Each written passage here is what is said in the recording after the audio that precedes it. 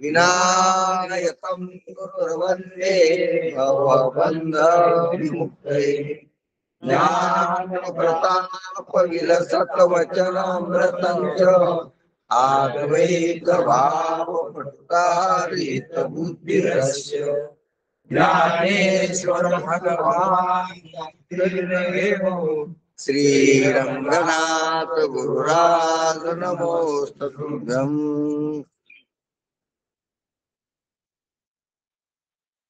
अनादि अंबिका भगवती बोध परडी घेऊन हाती पोत ज्ञानाचा पाजळती उदो उदो भक्त नाचती गोंधळा येई ओ जगदंबे मूळ पीठ तू आंबे गोंधळा येई ओ जगदंबे व्यास वशिष्ठ तुझे गोंधळी नाचता ती सोहम मेळी द्वैत भाव विसरून बळी खेळती आंबे तुझे गोंधळी गोंधळा येई ओ जगदंबे मूळ पीठ तू आंबे गोंधळा येई ओ जगदंबे मुकुटमणी पुंडलिक 33 कोटी देवनायक गोंधळ घालिता ती सकौतुक एका जनार्दनी नाचे देख गोंधळा येई ओ जगदंबे मूळ पीठ तू आंबे गोंधळा येई ओ जगदंबे या नाथरायांच्या गोंधळ रूप भारुडातून नाथराय देवीचा चाललेला जो गोंधळ आहे परमार्थ क्षेत्रातला जो महात्म्यानं केलेला त्या गोंधळाचं निरूपण करतात आणि त्या गोंधळाला देवीला बोलावतात देवीला प्रार्थना करतात की ए जगदंबा माते तू या गोंधळाला ई गोंधळाला देवीनं यावा अशी देवीला प्रार्थना करतात देवी गोंधळाला आली म्हणजे गोंधळ पूर्ण झाला पावन झाला गोंधळ सुखकारक होत असतो तसं परमार्थता गोंधळ शब्दाचा अर्थ वेगळा आहे व्यवहारात गोंधळ शब्दाचा अर्थ वेगळा आहे व्यवहार जो आवासावा व्यवहार आहे आवासावा आवाज येत आवासावा दांगडू त्याला गोंधळ म्हणत असते व्यवहारात जसा बाजारात गोंधळ असतो भांडणात गोंधळ असतो हा व्यवहारातला गोंधळ आहे पण गोंधळ शब्दाचा अर्थ जर बारकाईने केला तर हालचाल काय जी हालचाल आहे ती गोंधळ आहे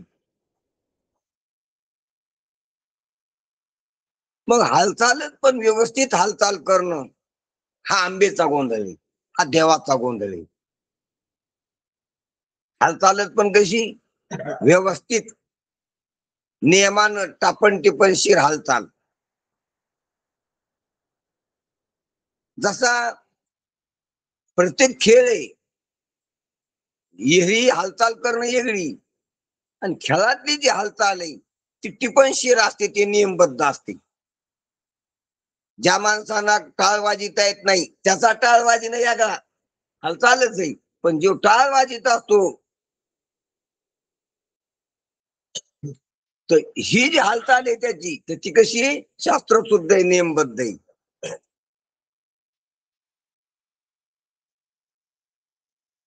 टाळी बाहेर टाळी मूठ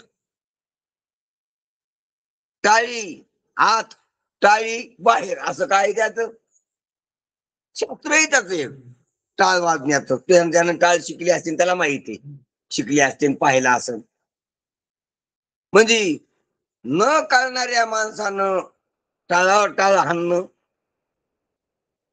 तो एक गोंधळ आहे न कळून केल्याला आणि कळणाऱ्या माणसानं टाळ वाजिणं मृदंग वाजिणं मन अभंग तर ते ठेक्यात तालात कालात मानात स्वरात असते आणि कुणकड बी कसं बी म्हणणं हे कसं असतंय तर ते नियम सोडून असते तर तसं कसं कुणकड कसं म्हणल्याने बी आनंद होत नाही आणखीच नव्हते. टाळ कसा वाजला, जे टाळ वाजणारे चांगले टाळ कसा असं वाजला की त्याला ते भजन पण करतात. कोणतरी टाळ व्यवस्थित वाजणार टाळ असं म्हणतो ते. आणि याला काय नसते, त्याला वाटतं समधी वाजवायला तर मी बी वाजवायला लागलो. पण याचं जे वाजन आहे ते कसं आहे, शिस्त सोडू नये, नियम सोडू नये. त्याचं वाजन वाव गे व्यर्थ आहे, त्याच्यात कोणत्याच कशातच बसलं नाही ती. तस हालचाल टाळवाजी याची बी हालचालच आहे, त्याची बी हालचाल आहे. पण याची व्यवस्थित जशी पाहिजे तशी हालचाल आहे शहाण्याची. आणि याची हालचाल कशीची कशी बी टाळ वाजणं सारखं व्हायचं. पण टाळ वाजण्याचा प्रकार वेगळा आहे. ज्याला वाजिता येत नाही त्याने मी काय वाजिला, टाळ वाजिला का दगड वाजिला, टाळच वाजिला. आणि ज्याला वाजू देत त्यानं काय वाजिलं, म्हणतो येतं सारखं एक नाही वाजिनं नाही. पण त्यानं दगड वाजिला का टाळ वाजिला, ज्याला येत नाही त्यानं टाळच वाजिला. आणि ज्याला येतो त्यानं काय वाजिलं, टाळ. मग टाळ तो दुईने वाजिला. अरे पण टाळकं ध्यानावर का तुमचं टाळ दुईने वाजिला. पण एकाच्या टाळात तान मान काल सम आहे, ह्या का धरलेला आहे त्यानं. आणि एकाच्या टाळात ते कोणतेच नियम नाही, काहीच नाही, कशाची कसं बी. ह्यो टायमाला ठेपा करतोय आणि ह्यो हात गोळून आल्यावर ठेपा करतोय. कोण हे कसा वाजणार आहे ना, त्याचा हात गोळून आले तेव्हा मग ठेपा करतोय. आणि हा कसा आहे, ते झाले की झाले की असं करतो लगे तो. त्याच्यात काय ध्यानात घ्या, त्याप्रमाणेच हालचाल जरी सारखी असली दोन्हीची तर दोन्ही मध्ये फरक आहे. तसंच आहे तो व्यवहारातली जी आपली काय आवासावा व्यवहार आहे ना, आवासावा हालचाल आहे, हा गोंधळ आहे आपल्या व्यवहारातला.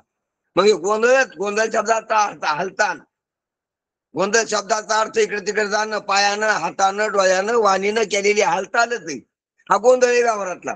पण हाच गोंधळ व्यवस्थित केला याच भजन करता येते. ह्याच गोंधळानं, ह्याच गोंधळात कीर्तन करता येते, हाच गोंधळाचं प्रवचन करता येत. आता ही हालचालच आहे वाटाची. काय आता आपण जी पाठ चाललाय ही वाटाची, काय वाटाची जीबीची हालचालच आहे. पण गोंधळ आहे ह्यो देवीचा गोंधळ आहे. कोणचा आहे, देवीचा गोंधळ आहे.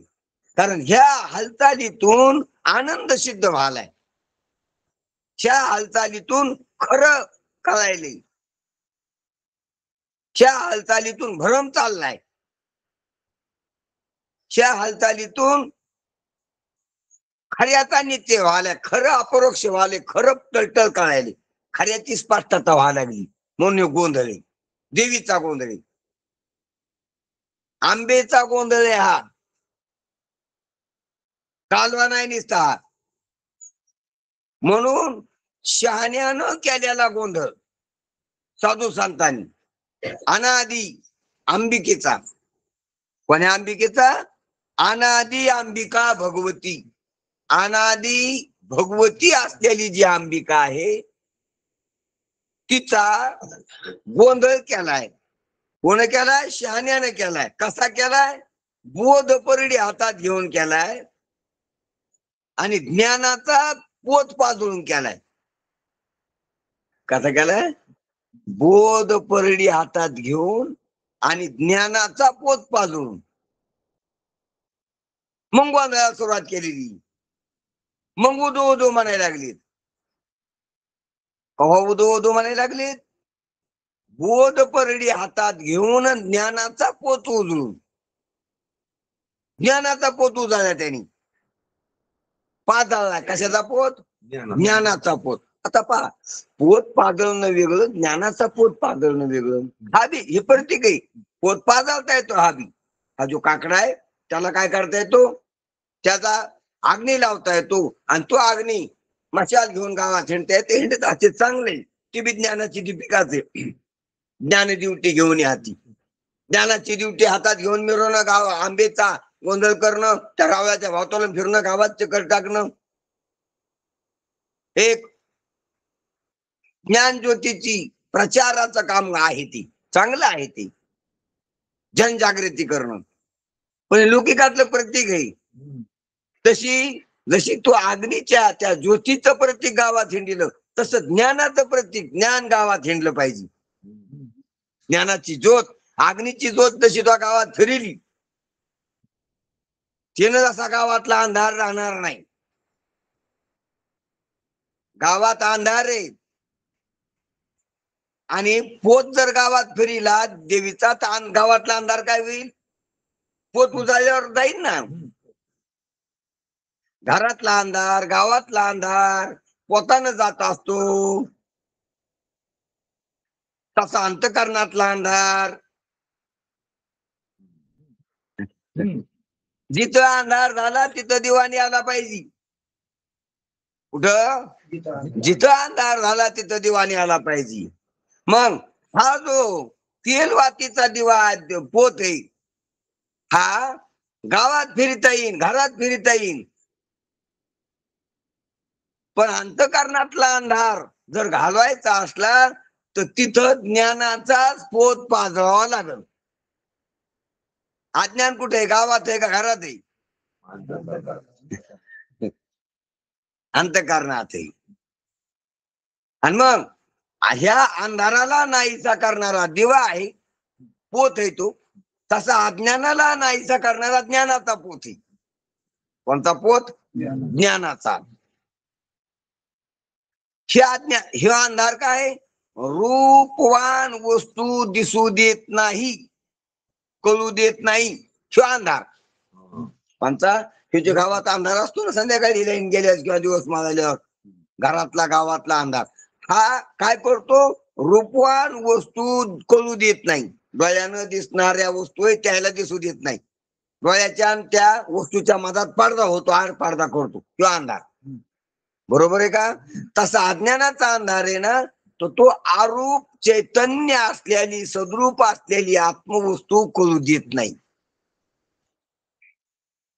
ध्यानात घ्या, एक दुसऱ्याला कळू देत नाही त्याला अंधार म्हणावं, आणि ज्याची त्यालाच कळू देत नाही त्याला अज्ञान म्हणावं. तर जाण ओळखून घ्या काय काय काय. अंधार काय करतो? एकाला दुसरं कळू देत नाही त्याला अंधार म्हणावं, आणि एकाला एकच कळू देत नाही त्याला अज्ञान म्हणावं. कळले का मागं प्रथम? अंधार कशाला म्हणून, अज्ञान कशाला म्हणून? काय आता हे डब आहे, अंधार मला देईन काय? अंधार असल्या दिसून काही असून बी मग मी एक आहे, ते डब एक आहे. एक दुसऱ्याला कळू देत नाही, किंवा दुसरं पाहिलेला कळू देत नाही. दोन वस्तू आहेत. मी एक आहे, डबा एक आहे. पण मला डबा कळत नाही म्हणजे मला दुसरं कळत ना, कळू देत नाही, किंवा अंधार. आणि मला मी कळू देत नाही ते अज्ञान. काय झालंय? अज्ञान काय करतंय? अज्ञान आपलंच आपल्याला कळू देत नाही त्याला अज्ञान म्हणावं. अंधार दुसरं कळू देत नाही, आणि अंधार आपलंच आपल्याला, अज्ञान आपलंच आपल्याला कळू देत नाही. आपला आपण अपया, आपला आपण अपया विसरू जो धनंजया, हेची रूपी या अज्ञानाशी. ज्ञानेश्वरी काय म्हणते ज्ञानोबा? आपुला आपण पया विसरू जो धनंजया. आपला आपल्याला झालेला अर्जुना जो विसर आहे, जी विस्मृती, जे नकळ नाही, त्यालाच अज्ञान म्हणा. तेच रूपी या अज्ञानाशी, तेच अज्ञान आहे. हा अंधार कोणता आहे महाराज? हा जे जीवाला रूपवान वस्तू जगातल्या दिसू देत नाही त्याला काय म्हणावं? अंधार म्हणावा. तुम्हाला सांगतो मी, जागृतीतल्या रूपवान वस्तू कळू देत नाही त्याला अंधार म्हणावा. बर का? जागृतीच कळू देत नाही त्याला झोप म्हणावा. काय काय काय काय काय काय आणि तुम्हाला अनुभव बर का? जागृतीतल्या रूपवान वस्तू कळू देत नाही त्याला अंधार म्हणावा. जागृतीच, पूर्ण जागृतीच कळू देत नाही त्याला झोप म्हणावा. आणि ती झोप ज्याला कळती त्याला तो कळू देत नाही, याला अज्ञान म्हणावा. जिथली तिथं, जशाला तसं, जव्हाची तव्हा, जितकं पाहिजे तितकं. याला यथार्थ ज्ञान म्हणते. काय म्हणते? यथार्थ ज्ञान. अंधार कशाला म्हणावं? व्याख्या माहित पाहिजे आपल्याला. कशाला म्हणावं अंधार? जागृतीतल्या रूपवान वस्तूवर जो अडचण करतो, प्रतिबंध करतो कळायला, अडथळा बनतो, त्याला काय म्हणावं? अंधार. आणि जागृती कळायला, जागृती कळू देत नाही, त्याला काय म्हणावं? काय म्हणावं? आता सांगितले मी. तुम्ही नुसतं निबर घट्टो आणि ऐकू नका. जरा जागा सोडा. तुम्हाला सांगत ते वेगळं निघा. थोडा हालचाल करा. तुम्ही असं गपची तुम्हाला बसविलं का बसला? काय झालं? बसविले आणि बसू नका, बसले आणि बसा.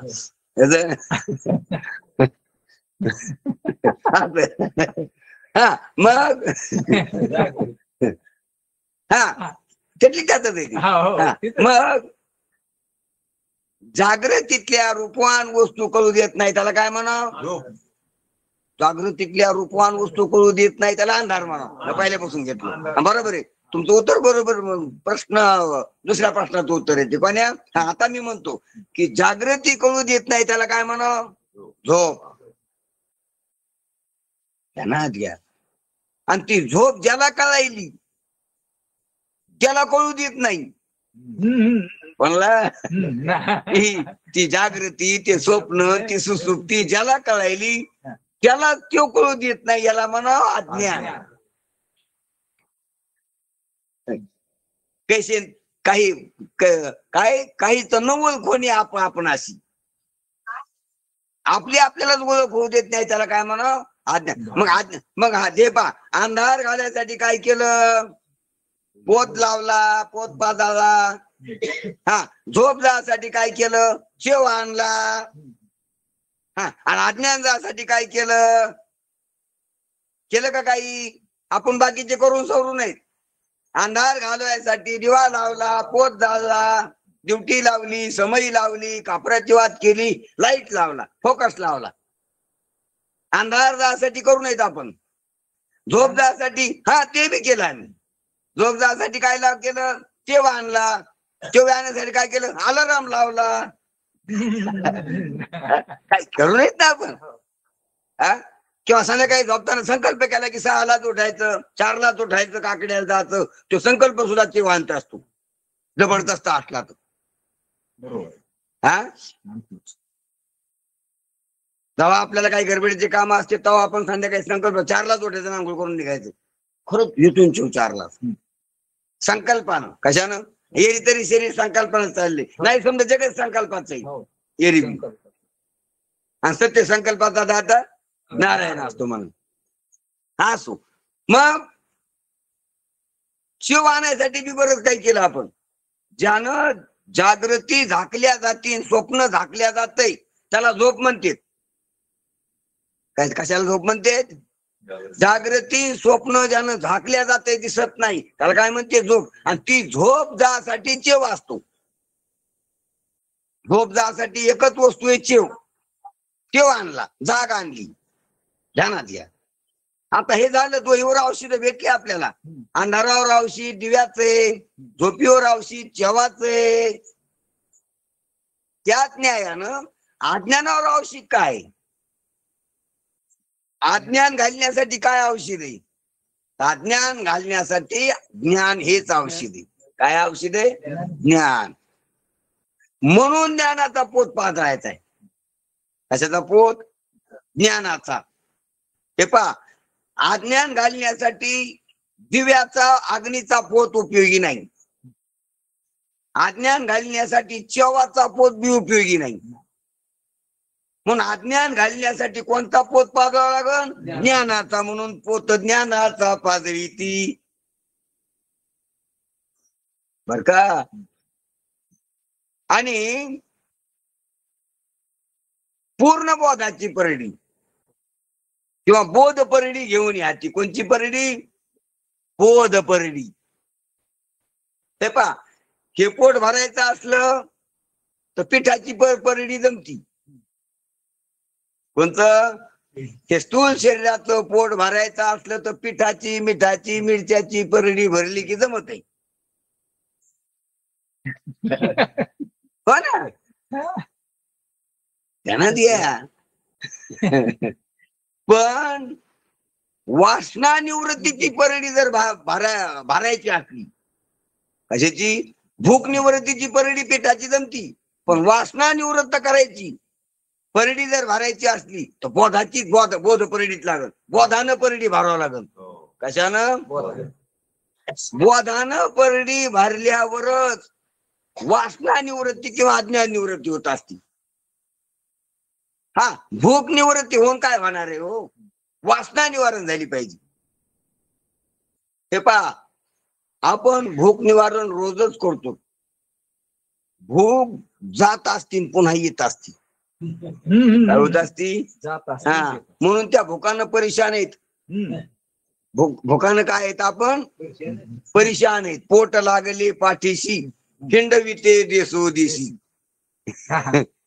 पोटा भेने जिकडे जावे तिकडे पोट येते सवी. पोटे सांडीली चवी, निचा पुढे ते नाचवी. पोट काशियाने भरेन तुका म्हणे झुरू झुरू मरी.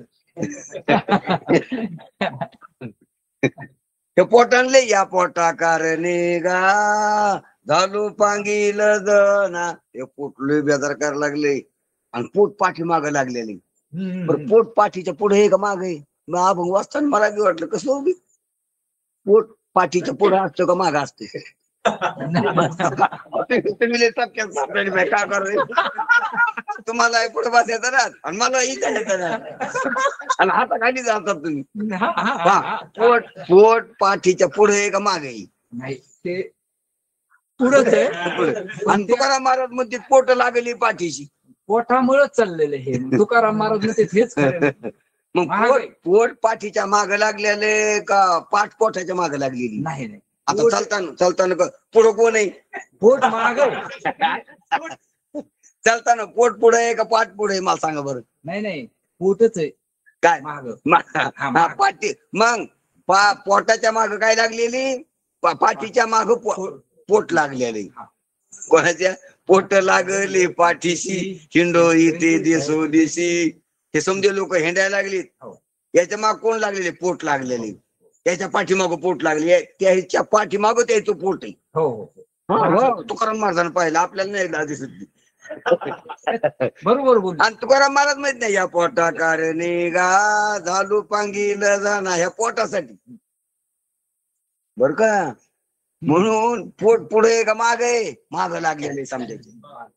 कोण दिसतोय पुढून लागलेले माग. जाऊ चकवा झालेले आपल्याला 5,000 निवडून हाच. म्हणून हे जे स्थूल देहाचं पोट आहे हे भरू भरू रिकाम होत आणि रिकाम होऊ भरत. काय? हे भरून रिकाम होतय आणि रिकाम होऊन पुन्हा भरावं लागतंय. हे पोट आहे. आणि हे पोट आहे ते अजून भरायचंच राहिलं, भरलंच नाही कोणाचं. स्थूल देहाचं पोट भरू भरू रिकाम होत असते रोज. आणि सूक्ष्म देहाचं पोट अजून कोणाचं भरलंच नाही. एक आहे देहाचं पोट, एक आहे मनाचं पोट. हा, मग तुम्हाला पोटभर माल होईल पण तुम्हाला मनभर माल कधीच होत नाही. मनभर होत नाही. मनभर नाही होत. थंडीभर होईल पण मनभर नाही होत.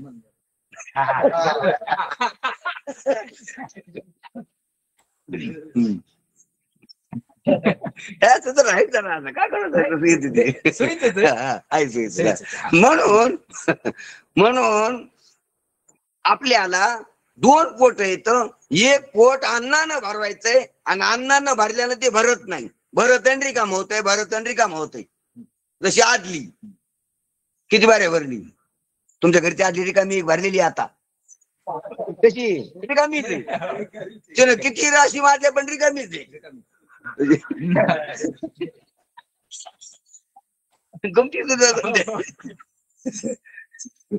आदलीनं राशीच्या राशा मागे टाकल्या पण ती कशी रिकामीच आहे.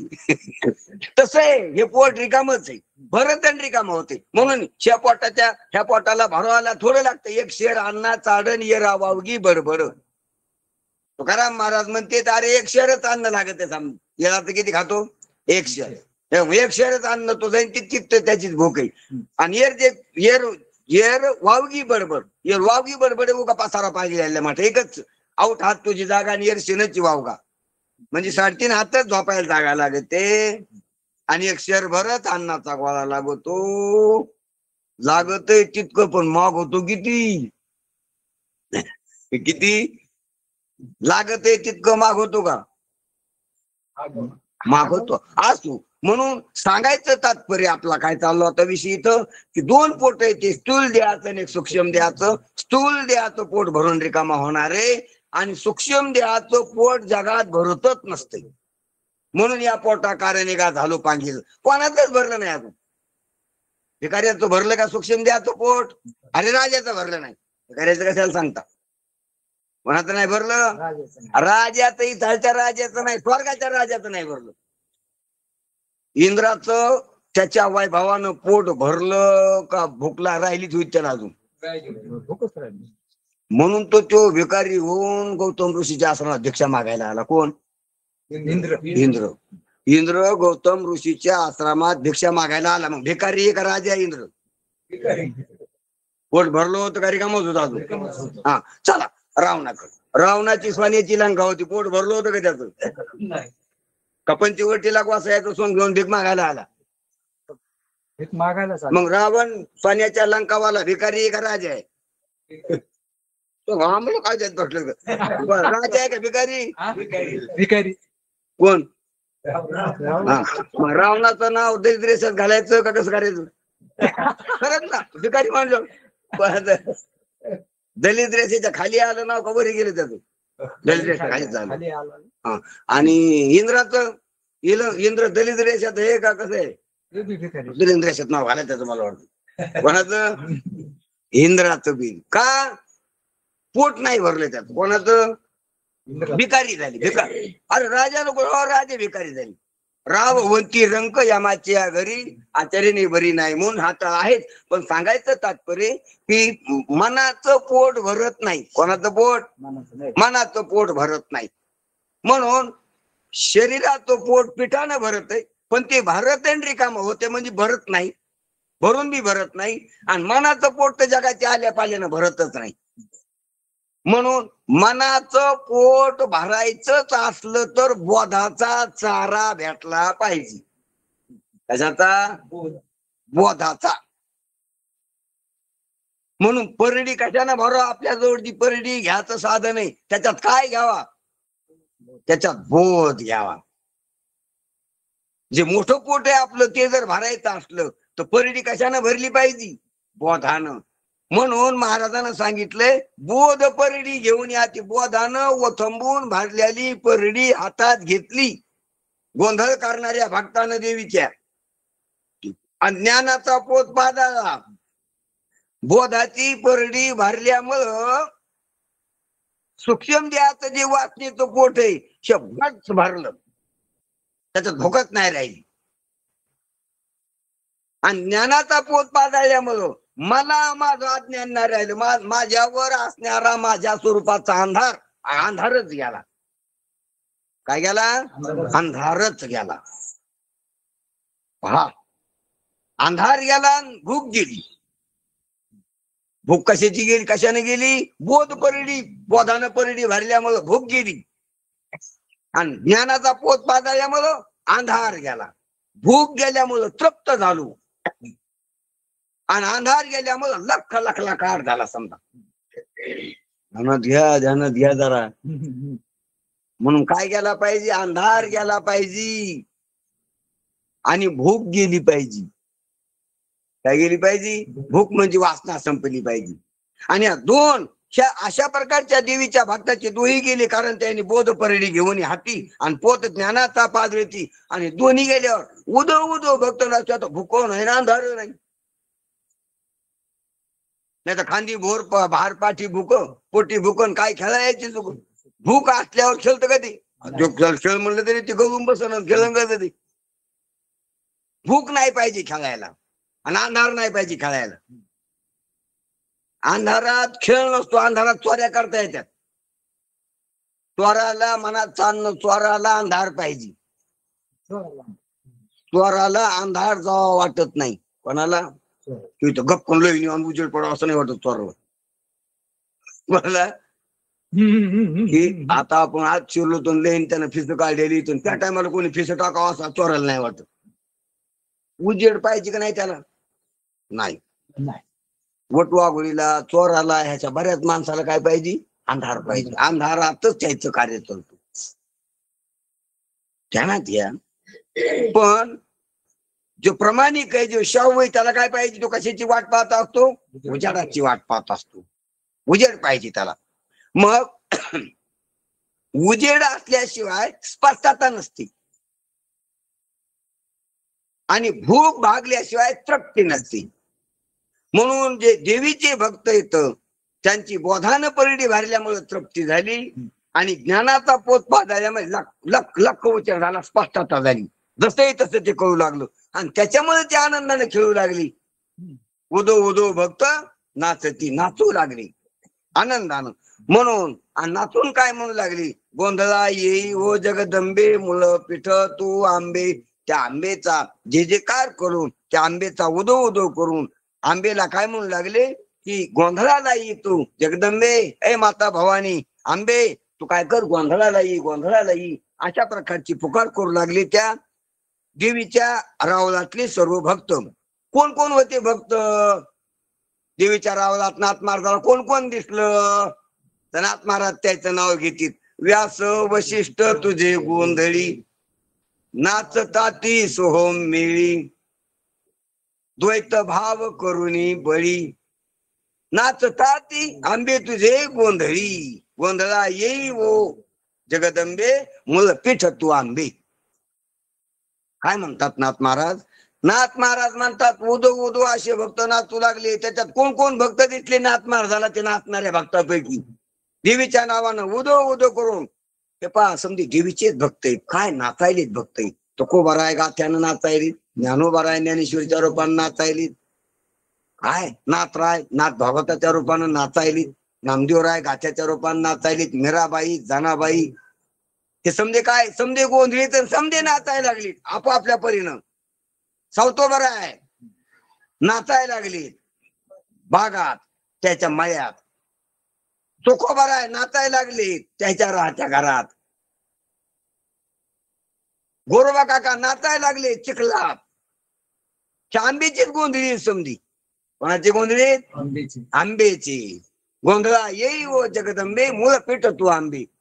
व्यास, वशिष्ठ, नारद, इथं नावं घेतली दोनच संतांचे, पण ते दोन संतांकडे इंगित करून सर्व संत जे मुक्त पुरुष आहेत ते देवीचेच गोंधळी समजी. आंबेचेच कोण आहेत? गोंधळी आहेत. आणि ते ज्ञानाचा पोत पाजल्यामुळं आणि बोधाची परडी भरल्यामुळं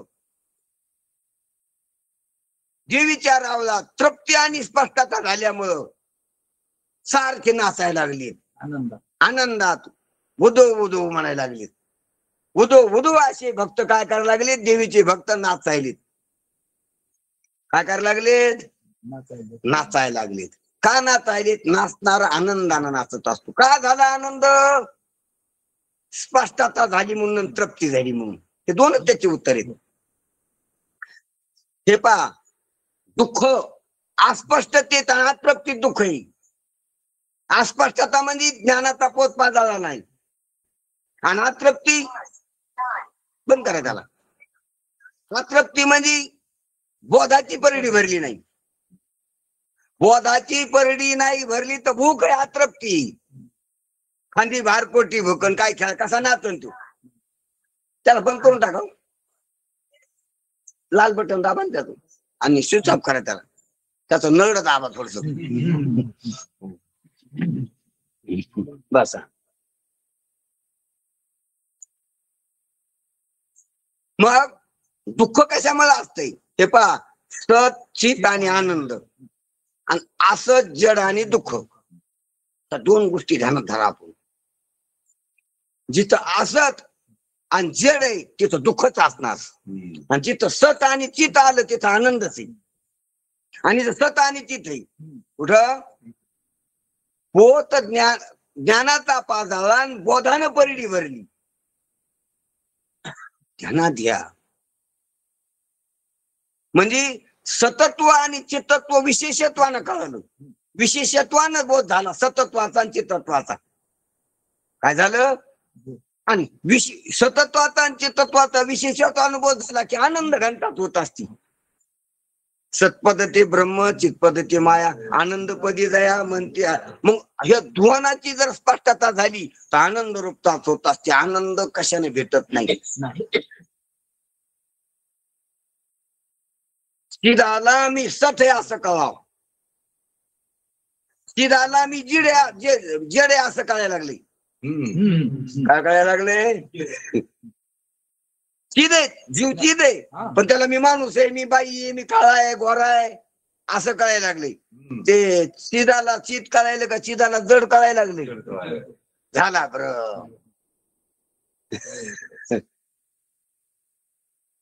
बरं चिदाला मी चिद बी कळालं तर मी जीव नाही असं कळावं. जीवपणाचा भ्रम झाला.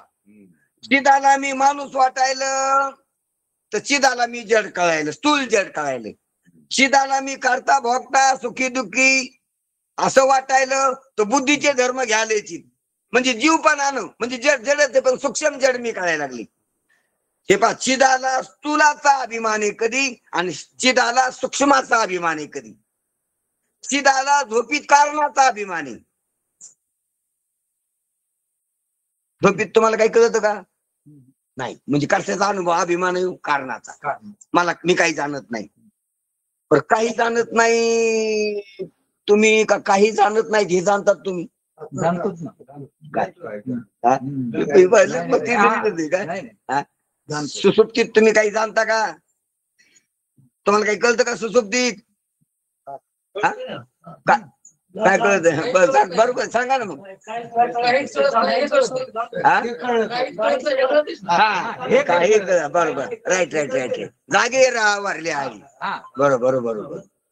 हे पण राजीबाच्या वाड्यात गडबड झाली. माडीवरची मंडळी खाली आली. माडीवरची मंडळी कुठे आलेली? खाली आलेली. आता ही माडीवर चालली पायऱ्या पायऱ्यानं. पदोपदी निजपदा गेली. हो. चैतन्याला मी जड वाटायले, देह वाटायले. चैतन्याला मी करता भोगता वाटायले, सूक्ष्म जड मी वाटायले. आणि चैतन्याला मला कळत नाही वाटायले सुसुप्तीत.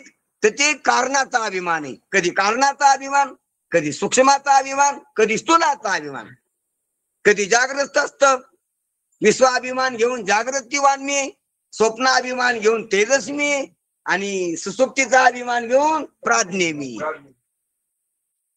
ते आपल्या आत्मत्वावर, आपल्या प्रत्येक आत्मत्वावर जागच व्हायना.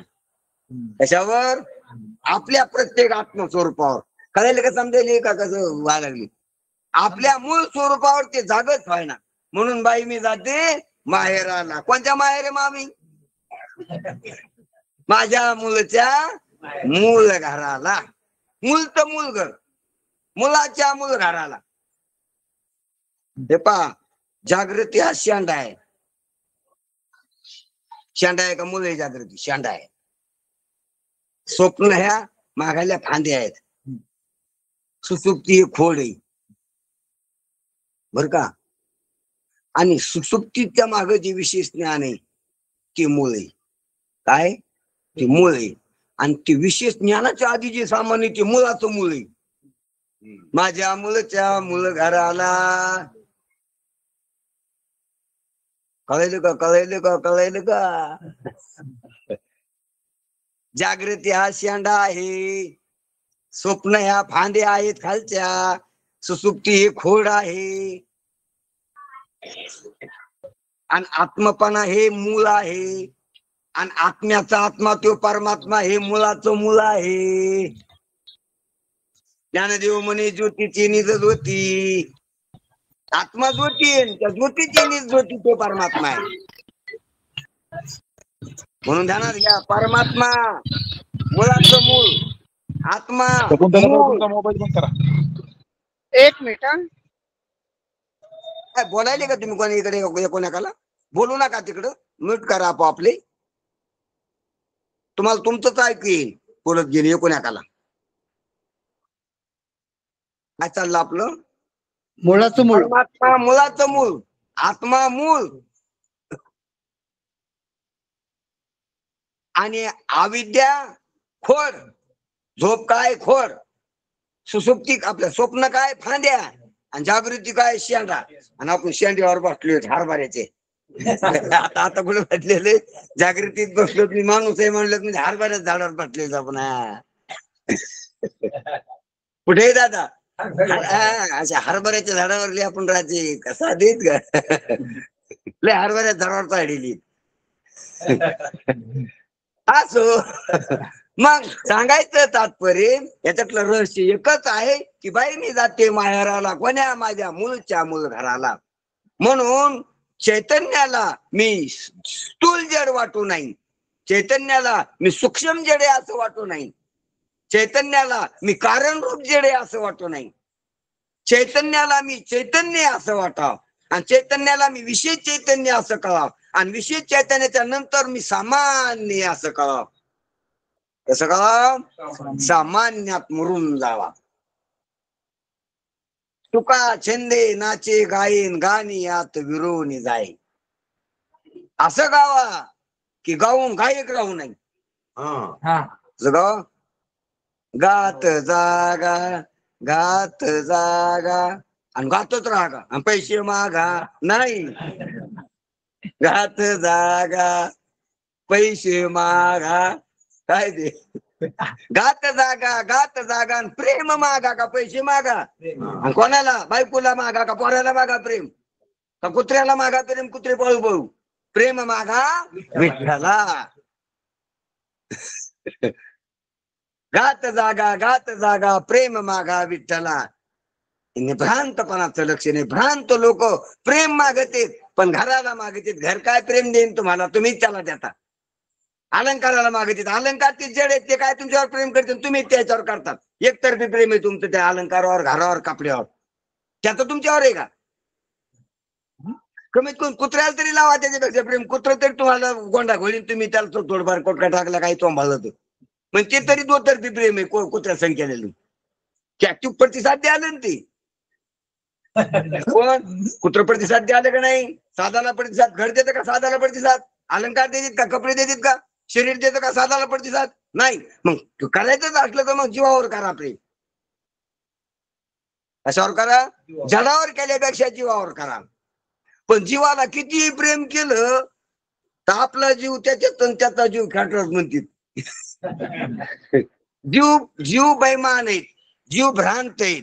जीवाला किती प्रेम द्या त्याला कमीच पडत नाही, जास्तच मागत. रडते माझी बालतानी समजाविता राहीना. म्हणून जीवावर प्रेम गेलेलं वाया जाते. म्हणून प्रेम करायचं असलं तर देवावर करा. कोणावर करा? देवावर प्रेम करा.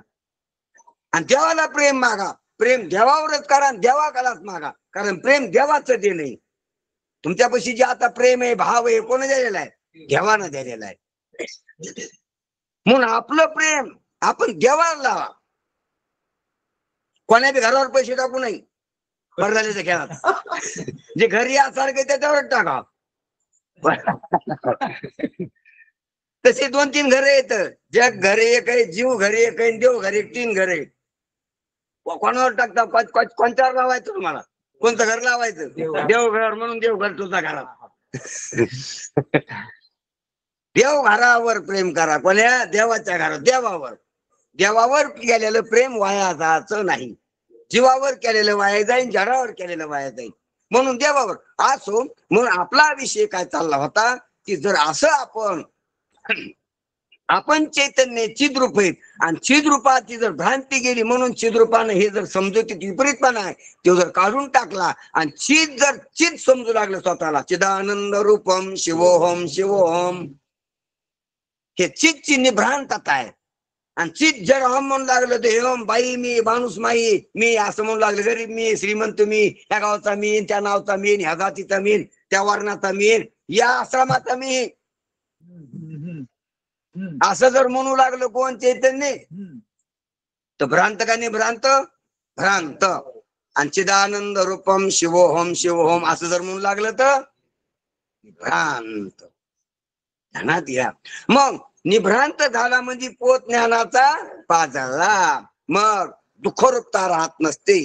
कारण ज्ञान तृप्ती देत असते, तृप्तीच समाधान असते. काय असतंय? गुरु तीर्थ ज्ञान, ज्ञानी आत्मदर्शन, दर्शनी समाधान अति जैसे. गुरु म्हणलं की ज्ञान होतच असते तिथं, आणि ज्ञान म्हणलं की आत्मदर्शन होतच असतंय, आणि आत्मदर्शन झाले की समाधानच असते. कसं असतंय? ते होतच असतं. असं कसं? एक झालं की दुसरं आपापच होत असते. म्हणून गुरु हाताला यावा गाड्या. काय हाताला यावा? म्हणून माणूस देहाला आल्यावर संत गुरु हाताला यावा. गुरुपर्यंत आपण पावसापुरतं आपोआप होत असते. गुरुपर्यंत पोहोचतो तरच आपल्याला परमार्थ करायचा. संत सापडली पाहिजे आपल्याला. कोण? तिथून पुढे आपोआपच होत असते. काय? संत सापडली पाहिजे, तिथून पुढचा परमार्थ आपोआप होत असतो. म्हणून गुरु तीर्थ ज्ञान. गुरु झाले की ज्ञान. गुरु भेटल्यावर ज्ञान कुठे जाते? गुरु तीर्थ ज्ञान. आणि ज्ञान झाल्याचं आत्मदर्शन. आत्मदर्शन सहजच आत्मज्ञान. आत्म्याचा अपरोक्ष अनुभूती येते आत्म्याची ज्ञानानं. ज्ञानी साधन आहे त्याचं आत्मतृप्तीचं, आत्मप्राप्तीचं. गुरु तीर्थ ज्ञान, ज्ञानी आत्मदर्शन, आणि आत्मदर्शन झाल्यावर समाधान. अरे समाधान जाईन कुठं? त्याला हाणून जरी लावलं तर जात नाही ती. कोण? समाधानाला असं काठी घेऊन जरी मागं लावलं तरी ते जात नाही पुढे. काय झाल्यावर? आत्मदर्शन झाल्यावर. म्हणून ह्या जशा टप्प्याटप्प्याच्या पायऱ्या आहेत, त्याप्रमाणे आपल्याला आपल्या विशेष रूपाचं ज्ञान व्हावं, म्हणजे ज्ञानाचा पोत पाजळावा. आणि असा ज्ञानाचा पोत पाजळल्यावर काही नाही गड्या, आनंदच आनंद आहे. आणि आनंद असल्यावर नाचणं असतंय, गाणं असतंय. उगच दुःखामध्ये नाचणं गाणं होत नसतंय. म्हणून खऱ्या आनंदाची ज्या वेळेला अभिव्यक्ती होते, त्या वेळेला भक्त म्हणत असतात, गाऊ नाचू विठो तुझा करू आणू आधी. खऱ्या आनंदाची अभिव्यक्ती. अज्ञान राहिले नाही, भ्रम राहिला नाही, विपर्यास राहिला नाही, संसाराची सत्यत्व बुद्धी राहिली नाही, म्हणून संसाराच्या वासना राहिल्या नाही, स्वरूपाचं अज्ञान राहिलं नाही, देव वेगळा राहिला नाही. आणि मग काय राहिला? आनंदच आनंद झाला. आनंदाच्या डोही आनंद तरंग, आनंदाची अंग, आनंदाचे काय सांगू झाले, काहीची आबाही पुढे चाली नाही आवडीने, असा त्याचा अपरोक्ष बोध झाल्यामुळं ते आनंदानं नाचत असतात. म्हणून गोंधळा येई व जगदंबे मूळ पेटतो आंबे. म्हणजे काय झालं तर उदो उदो भक्त नाचती. अशा प्रकारची अभिव्यक्ती नाट्याची होत असती. तर असे कोण नाचायलेत, नाचरायदानं पाहिले की व्यास आणि वशिष्ठ ज्ञात महाराजांना ओळखीलेत की हे देवीची गोंधळी. व्यास वशिष्ठ तुझे गोंधळी आंबे. तुपली दोन गोंधळी तर ओळखीली म्या मुख्य. तुपल्या ह्याच्यातले तुपल्या रावलात नाचायला लागलेली दोन गोंधळी म्या ओळखीली. कोण? त्याची ओळखच दिली का आपल्याला? व्यासन वशिष्ठ होते दोघं. लय मुख्य शिल्के आणले, मेन माणसं ओळखीली. त्याच्यापासून किती झालं. व्यासन वशिष्ठ का साधे का काय? त्याच्यातलं एक जरी ओळख केला असतं तर काम झालं होतं. दोन ओळख केली. व्यास वशिष्ठ तुझे गोंधळी. काय व्यासन वशिष्ठ महाराज गोंधळी देवीची त्या काय नाचली ती. अरे वशिष्ठ नाचले तर योग वशिष्ठ तयार झालं. परमरामचंद्रासारख्याला काय झाला? आत्मसाक्षात्कार बोध झाला. देवाला अवतार घ्यावा लागला त्याच्या शिष्यवासाठी. काय अधिकार असतो कोणाचा? भगवान विष्णू अवतार घेऊन ज्याचा शिष्य होतोय, ज्याची सेवा करतोय, त्याला नमस्कार करतोय, काय अधिकार असेल महाराज? काय तप असेल, काय भूमिका असेल, ओळखू आपण. जो भारताचं मूळ दैवत आहे, जो आपल्या धर्माचा मूळ दैवत आहे, प्रभू राम. भारतामध्ये राम आहे म्हणून राम आहे. राम कशाचा? मूळ आहे राम. आणि तो राम ज्याचा शिष्य आहे, काय अधिकार असून वशिष्ठाचा. अरे हे तर जाऊ द्या, वशिष्ठ किती श्रेष्ठ आहेत. एकाची शाटी तापीन नली, एके सृष्टीवरी सृष्टी केली. तर शाटी तापीन नली हे पहिलं वर्णन ज्ञानोबरायाने केलं द्यायचं संत मालिकेत. अरे त्याची लंगोटी न सूर्याचं काम केलंय. तर ती काय त्याचं कसं विचारतो, त्याच्या लंगोटीचं सांगतो मी तुला. काय हे सूर्य दिसतो ना, हे तुला एवढं मोठं, त्याची लंगोटी हे काम करते कोणाची. अशा लंगोट्या दरवर्षी म्हटली तिथे किती बी. कोण दरवर्षी लंगोटी नवी का दोन्ही का कशी अंडरवेल तुमची तीच असते का दरवर्षी पहिल्यापासून तिथे का लग्नात झाल्यापासून लय बदलले असे. अरे ज्याच्या लंगोटीचा कपडा सूर्यासारखा तापतोय, सूर्याचं समजा त्रिलोक त्याला उजेड देण्याचं काम करतोय. कोणाचा? वशिष्ठाचा. काय ब्रह्मऋषी होते महाराज. त्यासाठी जागा भरून काढ. हा त्यासाठी काय मग त्याच्या सूर्याच्या जागा सूर्याला खाली आणायची. हो ना, ते लय मोठी कथा आहे ती. सूर्याला खाली आणायचं होतं ते आहे तेच. मग तेच सांगायला लागलो मी की जे त्याची स्पर्धा चालली होती दुसऱ्याची. काय कोणी बी मोठा झाला ब्रह्मऋषी झाला की जे देवऋषी होते बाकीची, तर त्याला वाटतं आम्हाला कोण ब्रह्मऋषी म्हणेनात. म्हणून त्याच्यासाठी ते म्हणले त्यासारखं काम करून दाखवा, त्याला सभा त्याला जिंका. त्याच्या तपानं शक्तीनं बोधानं त्याच्यासारखं वाटतो मला, म्हणून आम्ही ब्रह्मऋषी. हा तर मग त्यासाठी बैठकीला आणायचं होतं. तर म्हणले मग कोणतरी पुरावे आणा, कोणतरी 4 माणसं मुख्य आणा. तर मग ते सूर्याला बोलायचं होतं. कोणाला बोलायचं होतं? सूर्याला. तर मग सूर्याला आणता आलं का दुसऱ्या कोणाला? वैशिष्ट्य गेले मी आम्ही आणतो म्हणली. सूर्य याला तयार होता अशा कामाला, गव्हाच्या कामाला झालं गेलं पाहिजे. खरी याला खरं म्हणायला काय हरकत आहे. मग गव्हाच्या कामाला आपल्या पेट्रोल टाकून गेलं तरी जमतं आपलं. मग सूर्य याला तयार होता. पण सूर्य म्हणे बाबा मला इथं ताबेदारीचा धंदा आहे, 1 सेकंद बी मी नाचला जमत नाही. माझ्या मागे असं काम द्यालेलं आहे. कसं द्यालेलं आहे की 12 सहा दोन्ही हरी शिनी 3 म्हणून फिरती रात्रंदिवस काम आहे आमचं. आम्ही खाडा आमच्या ताबे नोकरीत खाडा नाही, सुट्टी नाही, रजा देता येत नाही. अशी आमची ताबेदारीचं काम आहे. कोणा मागले काम असते तशी. काय काहीला डबक्या मारता येत्या, सुट्ट्या घेता येत्यात, रजा घेता येते, नाही तर हजेरी देऊन घरचे कामं करता येतात. असे वेळे म्हट नोकरी आहेत. पण त्याची जी नोकरी ड्युटी कोणाची? सूर्याची. तर त्याला गैरहजर राहता येत नाही कधी. कारण गैरहजर तुमच्या आंधळी होती इकडे दिसणार नाही काही. म्हणून ते म्हणला का तुमच्या किती गेल तर बैठकीला 2-3 तास येणच आहे. आता या आता काही टाइम तिथं बैठक समजा रंगली, तुमची जर काही वादविवाद आमली तर आम्हाला थांबणच नाही. बैठक माझी येता येतं का? आणि तितकं इकडे का हा तितक्या वेळा पुरतो माझ्यावरचं काम करा कोणी. मी काय तुम्हाला पैसे मागत नाही काही नाही, पण मग लावत हा ना मी तुमची कीर्तन करतो. तुमचं काल्याचं कीर्तन करायचं पण मग लावत राहिले तिकडे. आम्ही लोकांना चाला नाही. मग तिथं कोण दुसरा माणूस द्या नाही तर तुम्ही करा. मी तिथे तुमचे तुम्हाला कीर्तन करता येत नाही म्हणून मला बोलवायला लागली. पण मला आवडतं आणता येतं कीर्तन करा. मग माझ्यावर जाऊ तुम्ही आणा. मग काय गोरे पैसे पाकिट मागू लागला बुवा. बदला बैठली. तसं तो म्हणला की मी येतो पण माझ्यावरचा कोणी उजेड करायचं सारखा तिथं. यायला जमलं का? आणि वशिष्ठ गुरुला तेच मागितले त्यानं की येतो महाराज मी, तुम्ही आले नमस्कार आहे तुम्हाला, येतो तुमच्या कामाला मी, पण मग हे काम पडेल हे करा. ते म्हणले करीब कोणी बी. म्हणले मग करा. त्यांनी लंगोटी चोरली की फेकली. या म्हणले तुम्ही उतरा खाली, तुम्ही राहतो खाली उतरा चला आपल्याला मागेच पाहू नका तुम्ही. त्यानं खरंच तो आलो तिकडून कोणालाच माहित नाही सूर्य हे का छाती न लंगोटी. असतो तिकडे रस्ता लांबला आपला तुम्ही सांगितल्यामुळं. म्हणजे सांगायचं तात्पर्य ज्याची लंगोटी इतकी तपती हे लौकिक वैभव आहे कोणाचं? वशिष्ठाचं.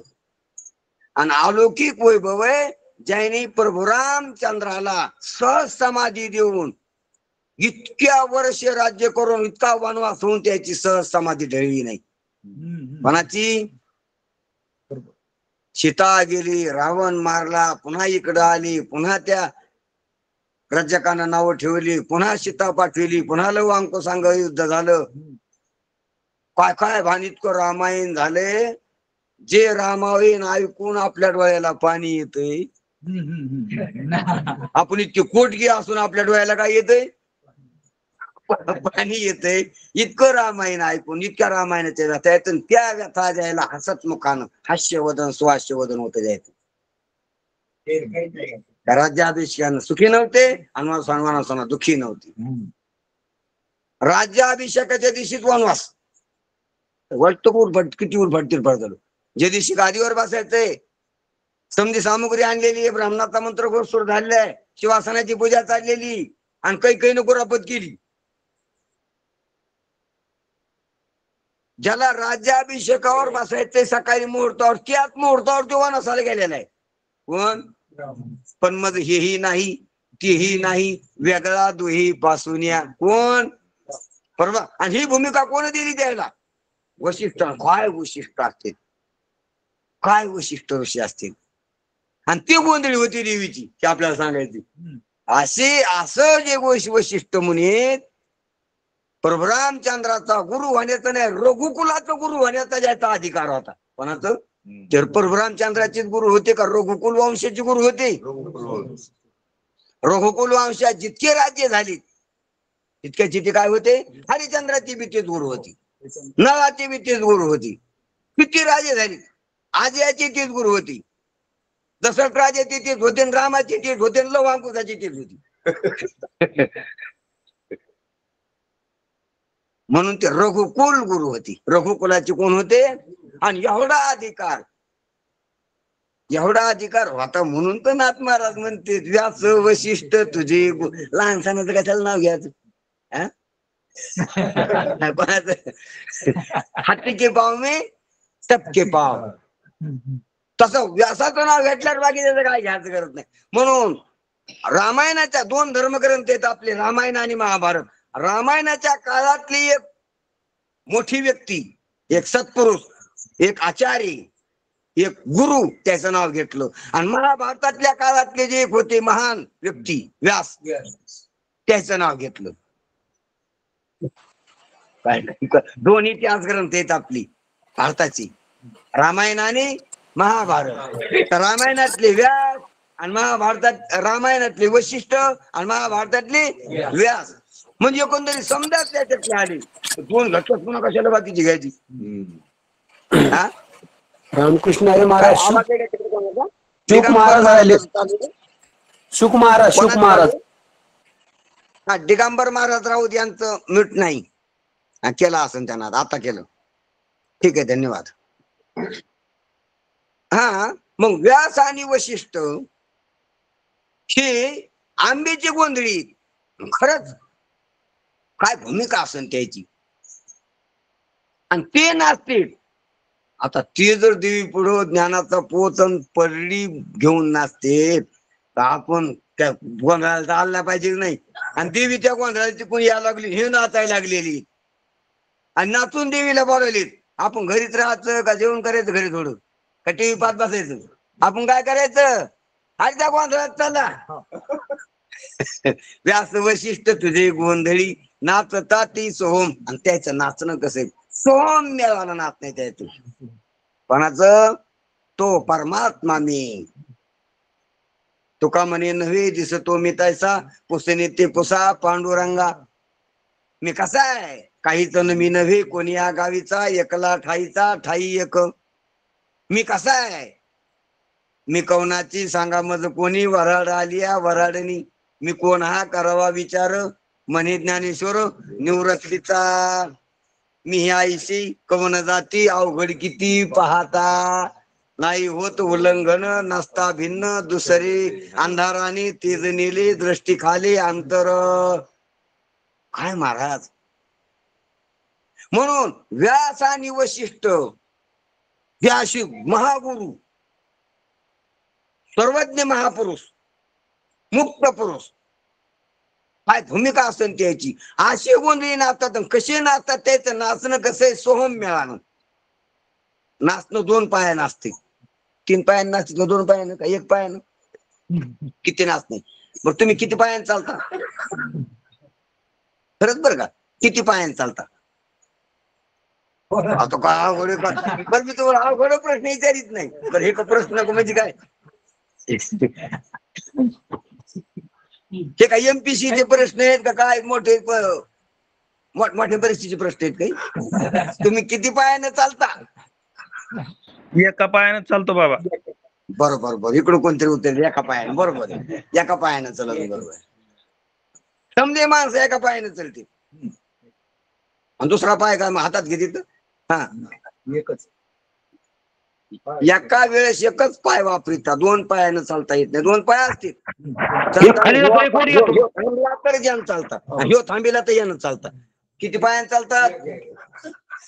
एक पाय चालतात, एक थांबत असतोय. दोन पाय संग नाही चालत. दोन पाय एक वर येतो महाराज, एक खाली येतो महाराज. एक खाली जातो, एक वर येतो. एक खाली येतो, एक वर येतो. पण मग एक चलत असतो तो एक उभा राहतो, खाली येतो म्हणल्यापेक्षा. एक चलवतो, एक थांबवतो. हा कासरा चोरवतो, बैल थांबवतो. हाय तुमच्याकडे बैल. तसा एक पाय चालताना एक थांबत असतो, एक थांबल्याशिवाय दुसरा चलत नाही. हाय तुमच्याकडे दोन, पण एक चलवतो, एक थांबवतो, एक चलवतो, एक थांबवतो. मग एकाच पायानं चालता का दोन पायानं? एकच पायानं चालतो. जमलं पाहिजे ते. हा पण पाय चालायला आहेत किती, वापरायला किती पाय आहेत? दोन. पण वापरिता एकच एका टायमाला.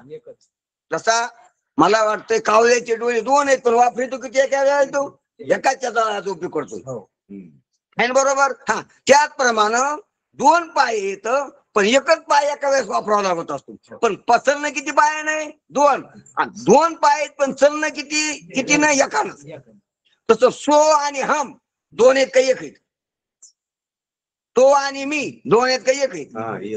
एकच तो आणि मी, हे तो आणि मी, एकच सो हम एक आहे. अहम ब्रह्म किती? एक आहे का दोन? मला सांगा. शब्द दोन आहेत. एकच आहे ते. आयम आत्मा, प्रज्ञानम ब्रह्म, एकच. तत्वम अशी. एकच. किती आहेत? एकच म्हणायला दोन, असायला दोन आणि मुदी एकच मी दोन म्हणलो. सोनच आहे. अग्नी ज्योत एकच आहे. मातीन गाडग एकच आहे. त्याचं जीवन परमात्मा. एकच आहे.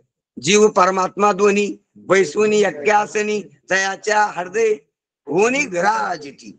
हृदयाच्या भैमुवर याच्या जीवन परमात्मा एकाच टायमाला असतील. कशी असते तर जसे शिवन शक्ती एकाच टायमाला असते. जिथं शिव तिथं शक्ती, जिथं शक्ती तिथं शिव. कशी असते? एकच. एकटा शिव नाही पाहायला भेटत का तुम्हाला? शक्ती सहित असतो. एकटी शक्ती कधीच नसते, शिवासहित असते. अर्धनारी नटश, बरोबर आहे ना? एकटा नवरा कधीच पाहायला भेटत नाही, बायको सहित असतो. रानात गेल्यास तुम्ही, माजलगावला गेल्यास, हो तरी बी हो हे करायला पाहिजे. एकटा नवरा कधीच पाहायला भेटत नाही, बायको एकटी बायको बी कधीच पाहायला भेटत नाही, नवऱ्या सहितच असते. खरे खोटे, खरे खोटे. हो तुम्ही आहेत ना, तुम्ही हो म्हणा ना, तुम्ही हो म्हणा तर आम्ही तुमच्या मागे काट्या कोरड्या तुम्ही म्हणा, तुम्ही असं पाहिजेच मानतो. हा तुम्ही हो मा काय चाललं आपला विषय की एकटा नवरा कधीच नसतो. माझं गेल्यास माझं गेल्या तुमची बायको खुरपायला लागली, तुम्ही माझं गावली, मग नाव एकटे कशी नाही चिटली तेव्हा नवराच नाही. तुम्ही नवरा आहे तेव्हा बायको असती. तुम्ही माझं गावचा नवरा आहेत काय? नाही, तिथे माणूस आहे. साडू पुढे आला तर मग साडू आहे, पोरग पुढे आलं तर बाप आहे. न पत्नी पुढे आली तरच नवरा आहे. मग नवरा का बी पत्नी सहितच असतोय.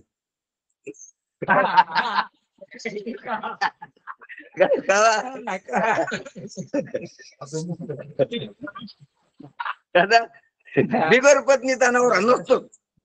हो कोण बिगर पत्नी दुसरं कोणाचा नवरा तू याडे काय मला घ्यात का? बिगर पत्नीचा नवराच नसतो. काय नसतोय? हे जसं म्हणायलो मी कशामुळे चाललं, मग शिवण शक्ती तशी काय नाही तर तसं तो आणि मी, देव आणि जीव वेगळेच नाहीत. जेव्हा जीव मानला तेव्हा देव आहे त्याच्यात, आणि जेव्हा देव मानला तेव्हा जीव नाही. पण आहे नाही, देवा जीव नाही, जीवा देवच आहे.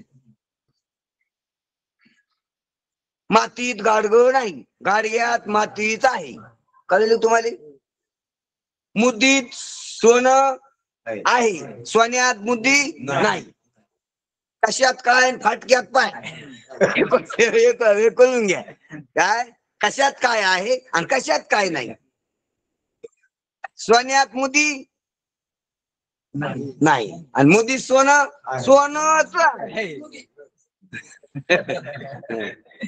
तसा जीवामध्ये देव, अरे देवच आहे अवघा, देवच झाला पायी भरून या जीवाच्या अंतराने बाई. देवच आहे, दुसरं काहीच नाही. हा, देवात जर पाहिलं तर जीवपाना नाही, देवात जीवपाना नाही, पण जीवपाना देव आहे. म्हणून तर जीवपानातला देव करून घ्या. त्यासाठी तर गुरु पाहिजे, त्यासाठी तर शास्त्र पाहायचंय. जीवातला कोण पाहायचाय? देव. मुद्दीतलं काय पाहायचं आपल्याला? सोनं. गाडग्यातली काय पाहायची? कशातली माती पाहायची?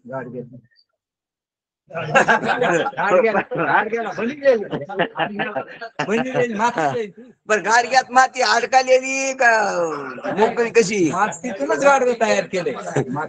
अरे गाडगच नाही, बरोबर आहे तुम्ही म्हणले. माती कोण झालं म्हणल्यापेक्षा गाडगच नाही, ती उघडी मातीच आहे.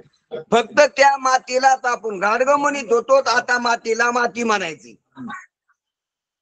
काय करायचं? तसं तसं देवालाच आपण जीव म्हणत होतो, आता देवाला देव म्हणायचे आणि जीवपणा सोडायचा. तो का म्हणे, घालू जीवपणा चिरा, जाऊ त्या माहेरा निजाचिया. जीवपणाला चिरा घ्यायचा, जीव ठेवू पायी संताची. ठेवून द्या जरा त्याला बाजूला तिकडे गाडग्याला, आणि मातीला घ्या. गाडग्याला बाजूला ठेवा तिकडे आणि मातीला घ्या. कळलं तुम्हाला? काय करायचं? गाडग्याला बाजूला सारायचं आणि मातीला घ्यायचं. शेवाळाला बाजूला सोडून पाणी पिता ना तुम्ही, तसं गाडग्याला बाजूला करून माती घ्यायचा. कशाला? हा, छाल्याला बाजूला करून सोनं घ्यायचा. तसा जीवाला बाजूला करून बाधित करून देव घ्यायचा. कशाला बाधित करून? जीवाला. म्हणून शे असं जे नाच नाही, सोहम सोहम असं कोण नाचत होत? वशिष्ठानी व्यास नाचत होते. व्यास वशिष्ठ तुझे गोंधळी, नाचता ती सोहम मेळी. छेपा जीव परमात्मा दोन्ही बैसून एका सणी आपण उभी घेतली होती. तर वशिष्ठ जेव्हा अरुंधतीचे पती आहेत असं आपल्याला वाटतंय, हा जीवदृष्टी ध्यानात घ्या. काय? अरुंधती त्याच्या पत्नीचं नाव आहे. कोणाच्या? वशिष्ठाच्या. अरुंधतीचे पती, तेव्हा जीवदृष्टीने आपण त्याच्याकडे पाहिले. तेरा प्रभू रामचंद्राचे गुरु आहेत, तेव्हा संत दृष्टीने आपण त्याच्याकडे पाहिले. ध्यानात घ्या. आणि ते ब्रह्मरूप आहेत. आता अधिष्ठान दृष्टीने आपण त्याच्याकडे पाहिलं. कोणाकड? मग वशिष्ठ ऋषू अधिष्ठान स्वरूप आहेत. आणि त्या अधिष्ठान स्वरूपाचा बोध करणारे आहेत रामाला, म्हणून गुरु आहेत. आणि व्यावहारिक दृष्टीनं, व्यवहारात शरीराच्या दृष्टीनं पत्नीशी संबंध आहे, म्हणून तिचे पती वाटायला लागली त्या अरुंधतीची. ही त्याची वरती देह दृष्टीनं ते जीव दृष्टीनं ते देह, किंवा ती पत्नी पती त्याच्या अरुंधतीची. कोण? वशी. पण शे त्याला ज्ञान नाही. आपण जसं पाहलो त्याच्याकडे दर्शन, तसं त्याला वाटतंय की अरुंधतीचा पती हे देह.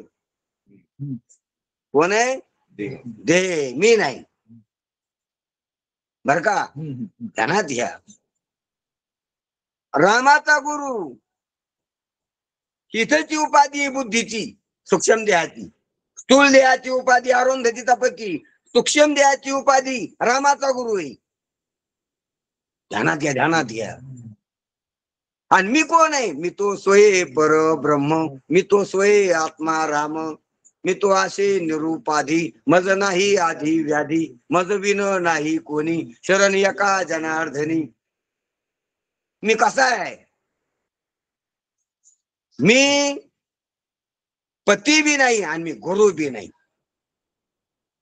काय नाही? मी अरुंधतीचा पती नाही, मी रामाचा किंवा कोणाचा गुरु बी नाही. ना शिष्य ना गुरु हा काय नाही. मी गुरु नाही शिष्य नाही. महाराज म्हणते मी कसा आहे तर मी महाराजानं त्या आत्मशतकामध्ये शेवटचा श्लोक आहे पहा. अहम निर्विकल्पो निराकार रूपो विभुर्व्याप्य सर्वत्र सर्व इंद्रियानाम सदा मे समस्वना मुक्तीर्न बंधा चिदानंद रूपम शिवोहम शिवोहम. महाराज म्हणते मी बद्ध नाही मुक्त नाही, मी गुरु नाही शिष्य नाही, मी ज्ञानी नाही ना अज्ञानी नाही. असं आपलं स्वरूप आहे असं ज्याला माहित आहे ते वशिष्ठ आणि व्यास आहेत. आणि ते सौम्य नाचायला म्हणजे मी तो परमात्मा आहे मी तो परमात्मा या बोधानं नाचायला लागली. कोण्या बोधानं म्हणजे मीन तो या दोन पायानं नाचायला की एका पायानं एका पायानं एकच एकतत्व नाम दृढधरी मना हरीशी करुणा येईल तुझी. एकतत्व नाम साधिती साधन द्वैताचे बंधन नबाधीची एक गाऊ आम्ही विठोबाचे नाम अनेकाचे काम अनेक दुसरे मज नाही आता नेमिलिया चिता. एकतीन पाच मेळा 25चा 36 तत्वाचा मूळ हरी एकची अनेक एक हरी. गमती बर काय आणि अशा गमती करा. कशा करा ह्या गमतीत आणि ह्या गमती करा. म्हणून ह्या गमतीनं काय होईल ह्या गमतीनं संसाराचीच गंमत होईल. काय होईल अशा जर गमती केल्या आपण सांगता संग जन्म मरण गंमत होईल. काय होईल जन्म मरणाची गंमत होईल. जन्म मरणाची गंमत होत नाही तोपर्यंत गमती करायचा तोवर गमती करायचं आपल्याला. साधू संतांच्या संगतीत ह्या गमती ह्या युक्त्याच्या ह्या कोटपर्यंत करायच्या. जन्म मरण गंमत ठरला पाहिजे हट्टा ठरला पाहिजे. जन्म मरण एक स्वप्न ठरलं पाहिजे आणि हे ठरू शकतंय. म्हणून व्यास वशिष्ठ तुझे गोंधळी नाचता ती सोहमेळी आणि द्वैत भाव चारुनी बळी. द्वैत भाव जे द्वैत भाव सारुनी बळी ध्यानात घ्या महाराज. द्वैत भाव सारुनी बळी हे पहा.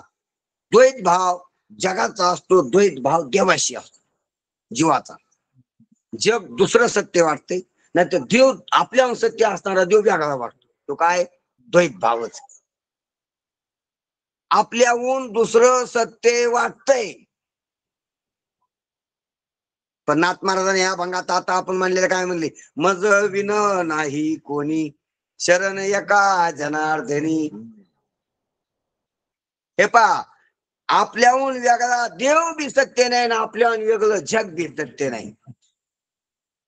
ध्यानात घ्या हे बोधाशिवाय लक्षात येत नाही. आपल्याहून वेगळं जग बी नाही जड बी नाही आणि आपल्याहून वेगळं कोणी चित बी नाही. चित बी मीच आहे आणि माझ्यावरच भासायला लागलेलं जड आहे. चित कोण आहे चित मीच आहे. कोण आहे परब्रह्म तू गे बाई निज ब्रह्म तू फुगडी फुगे बाई फुगडी. अशा फुगड्या खेळता आल्या पाहिजे वाळवंटात. तो का म्हणे वाळवंट बरवे नीट उत्तम लय वाळवंट चांगलं असते. पडलं तर लागत नाही पाल्या उगत नाहीत त्याच्यात वाळवंटात. खाली पडलं तरी अंग मलत नाही कशात वाळवंटातले गुण आहेत काही. मातीत पडलं तर मलत आहे वाळवंटात पडलं तर मलत नाही. इकडे पडलं तर लागत आहे सडकावर वाळवंटात पडलं तरी म्हणून कुस्त्याचे फड कुठे होत होती पहिली कुस्त्या कुठे खेळत होती वाळवंटात. लागत नाही काठी कुपाटीचे झडप उगत नाहीत आणि मलत नाही.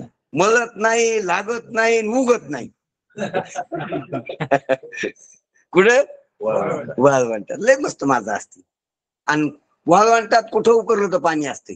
तहान लागली की पाणी आणायचं काम नाही कुठून कुठं चंद्रभागेतल्या वाळवंटात कुठं नाही तर तुमच्या त्या राजस्थानच्या वाळवंटात तिकडं नाही. ते उत्तम नाही. हे तुका म्हणे वाळवंट चंद्रभागेच वर्णन केले. तुका म्हणे वाळवंट बर्वे नीट उत्तम. बर्व आहे, नीट आहे आणि उत्तम आहे. कोण? वाळवंट. हा, म्हणून कशामुळे निघलं वाळवंटात आपलं पण? हा, फुगाडे खायचे. बरोबर आहे. हे तरी ध्यान धरलं बा. काय करायचं त्याचं चालू कुंकड बी सांगत आपण. फुगडी खेळायच्यात. कशी फुगडी खेळायची? परब्रह्म तू गे बाई, निज ब्रह्म तू. पर बी तू, निज बी तू. निज तू म्हणजे झोपी जाय तू नाही. निज म्हणजे सो बी आणि पर बी. फाको माल तो माको माल, माको माल तो माको माल. अशी गुरुजी म्हणत होती म्हणून रंगात गुरुजी बरोबर काय? फाको माल तो माको माल, माको माल तो माको माल. तुपलं ते मपलंच आहे, मपलं बी मपलंच.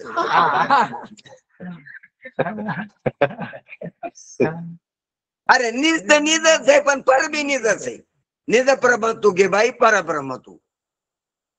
अशी फुगडी घालायची. कशी फुगडी घालायची? महाराज म्हणतात ना की काय एका जनार्दनी फुका काय काय त्याच शेवट महाराज का बापरुख मध्ये ज्ञानदेव म्हणे का काय त्याच फुगडीचं काय कोणाची फुगडी ती आता लक्षात येणार ते शेवट फुगडी फुगडी चालला आपली भोंगडी नाही नात्मा मला वाटतं ज्ञानोबा राहायची ती हा आईशी फुगडी केली संसारा फुगडी काहीतरी असं बरं जाऊ दे आपल्याला. म्हणून सांगायचं तात्पर्य आपल्याला प्रमाणावर नाही पण आपण सिद्ध करू लागलो की पर बी मीच आहे, निज बी मीच आहे. जे दुसरं वाटायला ते मीच आहे आणि जे मी वाटायला ते मीच आहे आणि त्याच्यात मी पाना नाही पणा ध्यानात घ्या. तू पाना असल्यावर मी पाना असतोय. आता इथं पर बी नाही, निज बी नाही आणि मग मी कुठे यायची तर फक्त बोलायला आहे, मी असायला नाही. मी पानाचा शब्द आहे पण मी पानाचा अहंकार नाही. तिथं संत जेव्हा अहम ब्रह्मस्मी म्हणते, सोहम म्हणते, तेव्हा मी पानाचा शब्द आहे पण मी पानाचा अहंकार नाही. तिथं तेव्हा आपण मी श्रीमंत म्हणतो, मी गोरा आहे म्हणतो, मी काळा आहे म्हणतो, मी ताकदवान आहे म्हणतो, मी पैशावाला आहे म्हणतो, मी हुशार आहे म्हणतो, तेव्हा त्या मी पानाचा शब्द बी मी पानाचा अहंकार बी तिथे त्यांना द्या. कारण इथं तुला ठाव नाही तर मी राखवता राहीन. देवी तू ते मी गिवशी ते तर तू पण मी पण येशी उखते पडे ग्राशी भेटी चिवरी. चांगदेव 65 महाराज आहे ध्यानात ते महाराज आमचे वगैरे आहे चांगदेव 65 त्याच्या वडिलाच्या खिशात चांगदेव 65 राहतो आणि त्या काय नाव तेच बाबाचं हाच बाबा हा अमृतानुभव चांगदेव 65 याची मुली.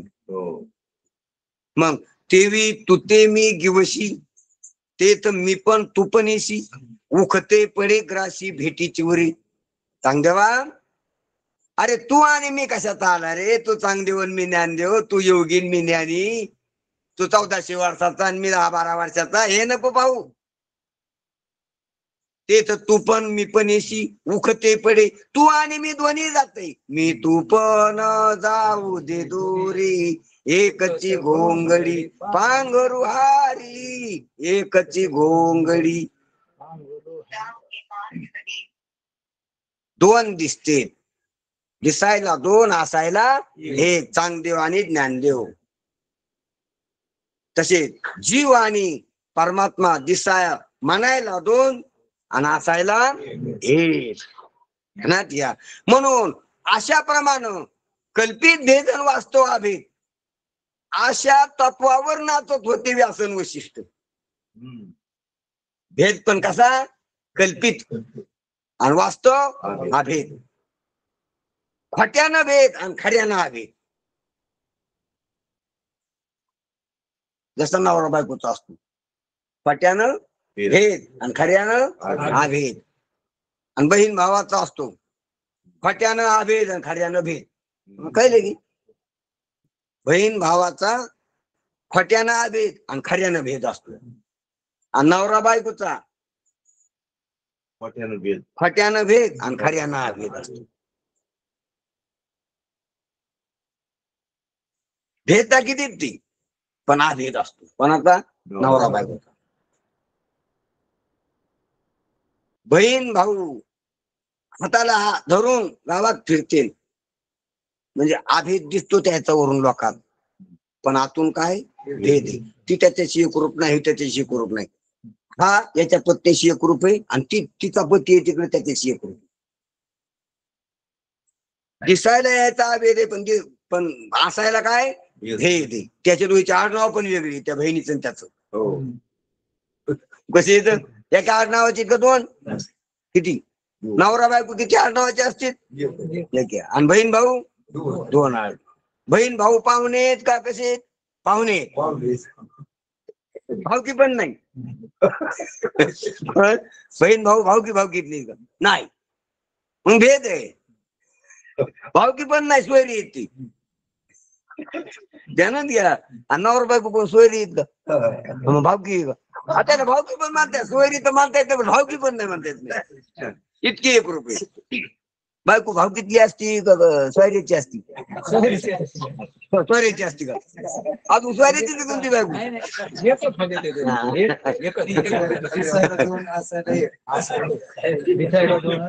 अरे बायको सोयरीची तर नसती पण भावकीतली बी नसती. एकच असते. बायको भावकीतली तुमची कशी एकच असते. इतकी एक आहे, त्याला भावकीतली पण मानता येत नाही. इतकी एक आहे कशी?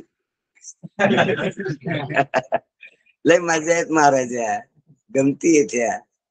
अशा गमती खेळा, अशा गमती साधू संतांनी खेळायला. आणि सोहम मिळी नाचणे व्यास वशिष्ठ तुझे गोंधळी नाचता ती सोहम बळी द्वैत भाव सारुनी विसरून का सारुनी बळी विसरून का सारुनी पण द्वैत भाव इथे माझ्या पशी मी कशाला पाहू हातचा काक काय हातचा काय म्हणले हातच्या काकणाला आरसा कशाला. व्यास वशिष्ठ तुझे गोंधळी नाचता ते सोहम मिळी द्वैत भाव विसरून बळी हा खेळता ते आंबे तुझे गोंधळी. द्वैत भाव विसरून गेली. काय गेले? विसरणं शब्दाचा अर्थ काय पहा. द्वैत भाव हुंडून बी सापडणार नाही असा झाला. शोधून बी ईश्वरला कशाला म्हणतील? हरपलं कशाला म्हणतील? जे शोधून बी सापडत नाही त्याला हरपलं म्हणतील. हरपलं कशाला मला? आता याच्या आसपास सापडा ना मला ध्यानात घ्या. आणि सापडा थोडा पाहायला सापडा त्याला हरपाला म्हणतो की मी. हरपाला कशाला म्हणते? जो शोधून 2-3 दिवस शोधून बी सापडा नाही मग त्याला काय म्हणतो आपण आता? हरपाला. शोधून बी जे सापडत नाही त्याला हरपलं म्हणते. तसं डोळे शोधून बी पाहता प्रयत्न केला तरी सापडत नाही. हे पहा अशा ज्ञानाच्या भूमिकेवर जीव आला त्याला जग शोधून बी सापडत नाही. त्याला जन्म मरण शोधून बी सापडत नाही. त्याला अहंकार शोधून बी सापडत नाही. त्या ठिकाणी शोधून बी तुम्ही ठरविलं त्याच्या ठिकाणी अहंकार शोधायचा तरी सापडत नाही. म्हणजे हरपाला त्याचा अहंकार काय झाला? इसारला हरपाला. म्हणजे त्या बोधावर ते येतच नसतात. येणे बोधे आम्ही असो सदोदित जे खऱ्या बोधावर असतात ह्या बोधावर नसतात अशा तुटक्या. म्हणून महाराज म्हणते तर की द्वैत भाव विसरून बळी. द्वैत भाव काय झाला? विसरला आणि असे आम्ही बलवाने. कसे बलवाने? हा कसे आम्ही बलवाने? सोममेळी नाचणारी बलवाने. द्वैत भाव विसरून टाकणारे बलवाने. हे पहा त्याला बलवान म्हणजे दंड थापटायचे पहिलवानाला पाडायचं नाही तर काठ्याने काही मारामारी करायची यालाच बैलवान. हे तामस बैलवान आहेत बलवान आहेत. हे पहा बलाचे प्रकार आहेत तामस बळ राजस बळ सात्विक बळ. हे हुमरा तुमरीचं जे बळ आहे हे तामस बळ आहे. अतिरेक्यात आतंकवाद्यात नक्षलवाद्यात राहिल्यात जे बळ होतं ते कोणतं होतं? तामस बळ होतं. रावणात कुंभकर्णात कोणतं बळ होतं? तामस बळ होतं. तामस बळानं लौकिकात प्रयोग होतो. राजस बळानं वैकुंठ कैलास याला जाता येते स्वर्गाला. इंद्रापाशी कोणतं बळ आहे? राजसी बळ आहे. कोणतं बळ आहे? राज. हे पहा तामस आणि राजस बळावर स्थूल सूक्ष्मावर किंवा इह लोकावर पर लोकावर ताबा मिळतो तो प्रयोग करता येतो. सात्विक बळानं परमार्थ करता येतो. सात्विक नामस्मरण करता येते, भजन करता येते, ग्रंथ वाचता येतो, ऐकता येतो, कीर्तन करता येतो. कोण्या बघानं तुका म्हणे येथे सत्वाचे सामर्थ्य करावा परमार्थ आहारनिशी सत्व गुणाचं बळ. कशाचं बळ? सत्व गुणाचं. महाराज म्हणतात ना, या विंचवाला उतारा.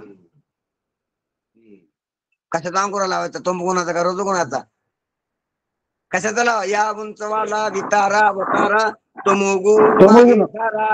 शुद्ध सत्वाचा लावा अंगारा, तेने विंचू उतरे झरा झरा. ग ग ग ग ग ग विंचू चावला. चावला का नाही कोण? चावल्याला बरा. चावला म्हणजे तुझी उतारायला तरी निघते. काय होतंय? आपल्याला विंचू दिसलाय तर चावला नाही अजून.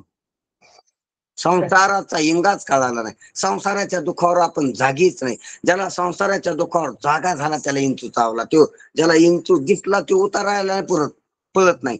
ज्याला चावलाय तो उत्तर कार्याकडे पळत असतो. आपल्याला इंचू दिसलाय घरात, त्याच्यामुळे आपण काय पळणार. ज्याला चावला ना ते असं करत ते मग तू पाहत नाही, भाकर खात नाही, बायको बोलायला तिने बोलत नाही, पण पाहुणे आली तरी त्याच्यापाशी बसत नाही. कोण? ज्याला चावला. म्हणते ते गावात कोणती बाई त्याच्याकडे चालू बाबा, पळ उतारणारी बाई असो बोवा असो, नाही तर दवाखाना असो, ते इथं नाही थांबत. कोण? कोण? ज्याला दिसलं ते का नाही, ज्याला दासला ती मोदी पुढच्या पुढच्या पुढच्या बियांचावर कोण म्हटलं मग तुम्हाला आयसीयू मध्ये कोण टाकलं? मग पुढच्या बियांचावर तुम्हाला डॉक्टरच्या कॅबिन पाशी जाऊन बसले नाही. कॅबिन थोडी राहत ना आपला का. संसार तापे, संसाराचं दुःख वाटलं पाहिजे असू. म्हणून सत्वगुणाचा अंगोरा. सत्व गाठी उमगा, तेने सफल होईल शिमगा. सत्वगुणाची गाठी. म्हणून सांगायचं तात्पर्य रहस्य याच्यातलं एकच आहे की महाराज म्हणते द्वैत भाव विसरून बळी. बल आहे ते सत्वाचं बली. द्वैत भावाला विसरायचं बल आहे भाजनाचं बल आहे. भाजनानं भक्तीनं संसार विसरत असतो. हे पहा, संसार इसरणं आणि संसार बाधित होणं. देवा आता ऐसा करी उपकार, देहाचा विसर पाडी. मग भक्तीनं प्रेमानं भाजनानं देहाचा काय होतो? विसर पडतो. आणि बोधानं देहाचा काय होतो? बाध होतो.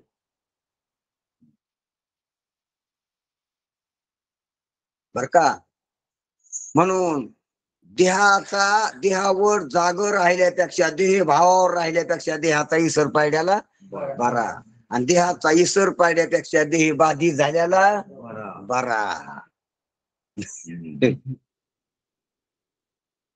मग आपल्याला काय करायचं?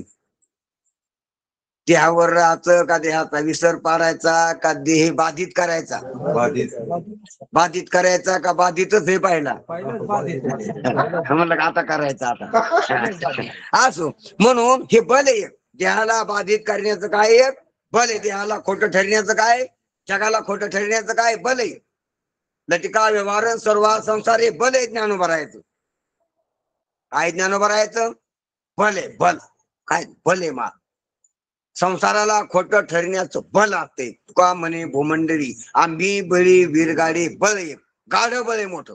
म्हणून ज्ञानोबा इथं आपल्याला नात राय म्हणतात, द्वैत भाव विसरून बळी आणि नाचता ती तुझे गोंधळी.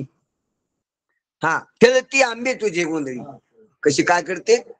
आंबे अशा प्रकारची तुझे दोन गोंधळी पाहिलेत म्या.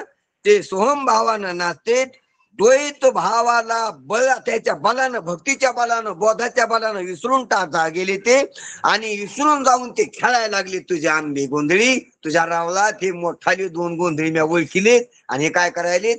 नाचायलेत, खेळायला लागलेत. उदो उदो म्हणते. काय म्हणायला लागले ते?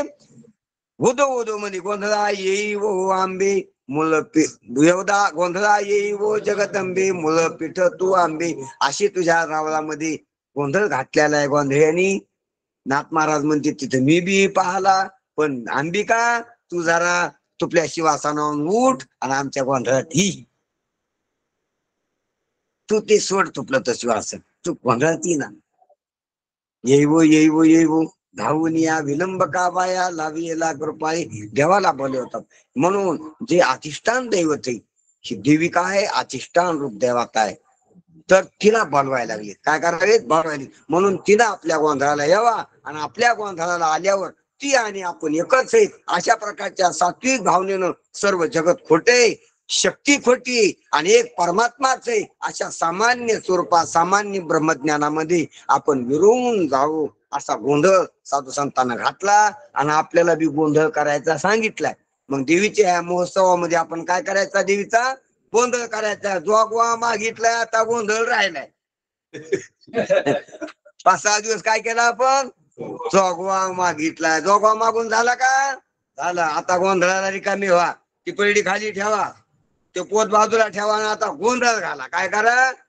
गोंधळ. म्हणून गोंधळा येई हो जगदंबे मूलपीठ तू आंबे अशा प्रकारचा साधू संतांच्या नजरेच्या परमार्थात साधू संतांच्या बोधाच्या उजाडात आपण गोंधळी होऊ आणि देवीच्या गोंधळ घालू. कुंडली कवरदा हरी विठ्ठल श्री ज्ञानदेव तुकाराम माऊली ज्ञानेश्वर शांती ब्रह्म एकनाथ जगद्गुरु तुकाराम महाराज की जय. देवी लक्ष्मी माता की जय.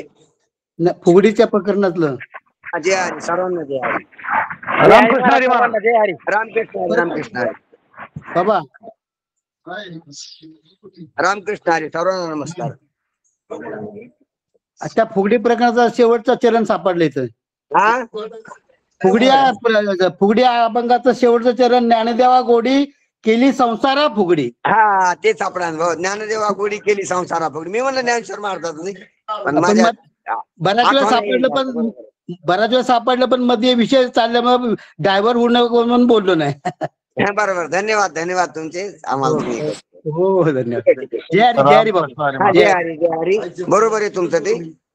हो. ठीक आहे. रामकृष्ण हरी महाराज. सर्वांना नमस्कार. सर्वांना नमस्कार. सर्वांना जय हरी. सर्वांना जय हरी.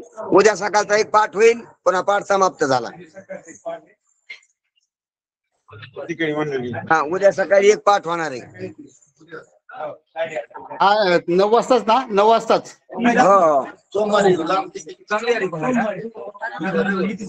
पावसामुळे कमी आले. काय पावसामुळे घरात घेण्यात आलेले एका हॉलमध्ये.